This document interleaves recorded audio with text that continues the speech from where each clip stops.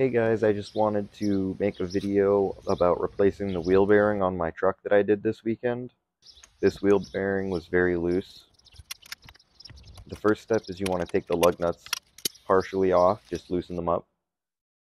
And then what you're going to want to do is jack up the truck.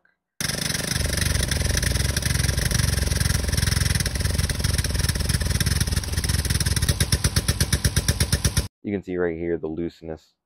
It's up and down and side to side. So that's how you know it's a wheel bearing. After that, I take the lug nuts off the rest of the way. Make sure you put a jack stand underneath so that way the truck doesn't fall.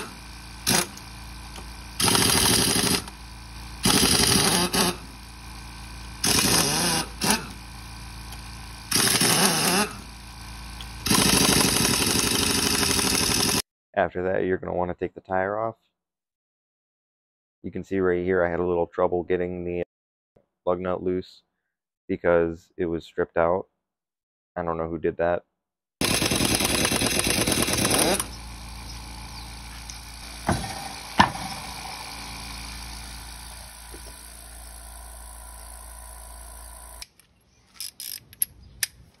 So now you want to take the brake bracket off.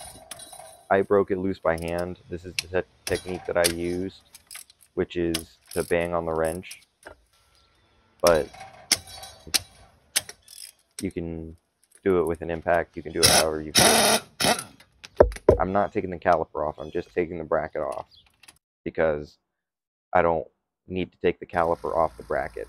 All I need is the bracket and the rotor to come off, which I do right here. So then you need to take the axle nut and the bolts out of the wheel bearing. There's three 14mm bolts that go through the rear of the wheel bearing, and these need to be removed as well as the axle nut, and then the wheel bearing is going to come out with a bit of persuasion, as you'll see here in just a moment.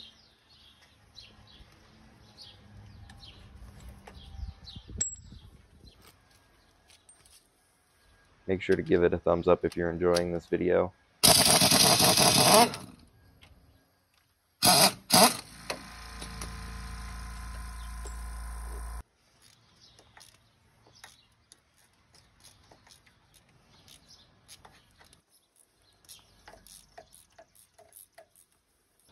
You're going to need some kind of extension to get in there because it's an odd angle.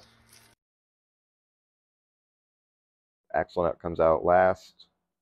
You can take this out first or last, it doesn't matter.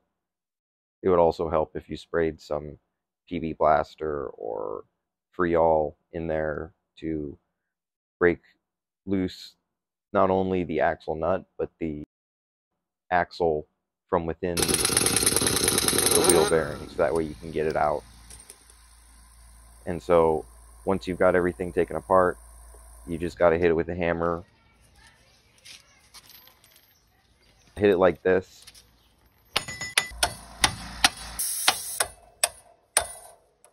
You're going to want to hit it on top of the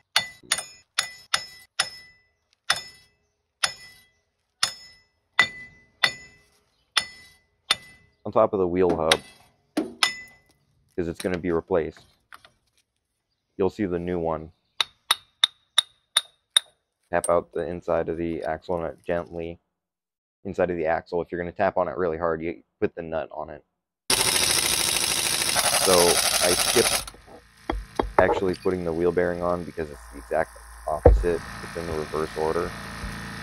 And I just put the bracket back on.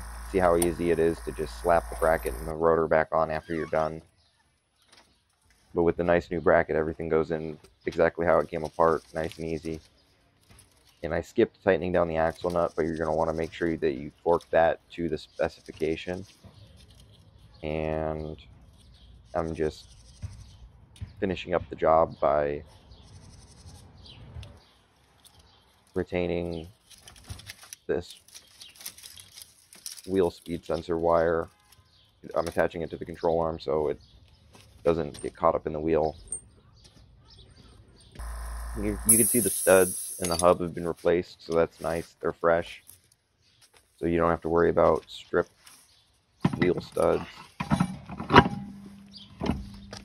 And that's not why I was replacing it. I was replacing it because it had play in it, and it was throwing the ABS and brake light, which is pretty common. And the last step is to put the lug nuts on, and make sure that you check that they're tight after you put the lug nuts on, because you just replaced the wheel bearing. We don't want your wheel bearing or your wheel falling off.